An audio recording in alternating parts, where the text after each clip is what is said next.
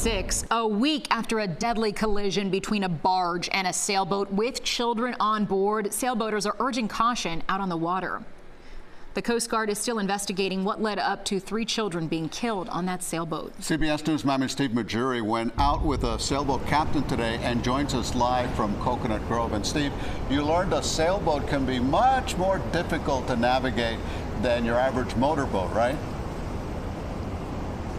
That's right. The sailboat captain that we spoke to says it's a lot harder to maneuver out here because it's not as powerful or as fast as a motorboat. And another variable that makes it even more challenging is that you have a sailboat out here on Biscayne Bay with a lot of other faster boats all going around you. And as we found out today, turning your boat quickly to avoid a collision can be really difficult out there, especially if you don't have a lot of wind.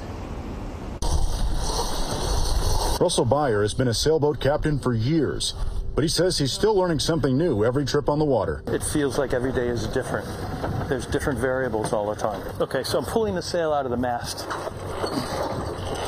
Let's see, come on. He teaches sailboat classes on Biscayne Bay and says it's a process to set up your sails.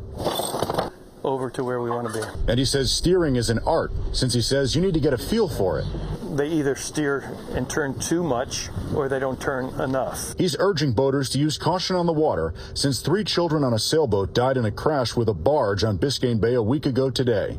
The Coast Guard hasn't given details on the sailboat and is still investigating the cause of the crash. Byer says the wind wasn't too strong today. Right now the wind is roughly 9 knots. And says it wasn't strong last Monday either when he was out on the water. As I'm doing it, it's a little awkward having the sheet on that side. So he says it's always good to have more than one way to steer the boat quickly to avoid a collision. He has a motor on his sailboat and rudders in the back to turn it. Steering with the wind today didn't really work. Well, right now we're doing 3 knots.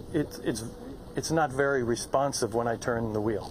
Okay, I just turned the wheel. The boat hasn't even started to turn. Maritime attorney Justin Shapiro is representing the family of 7-year-old Kalina Gruber, who is the only child in the crash that survived their trip to the hospital. He says the Coast Guard must determine who had the right of way in the crash.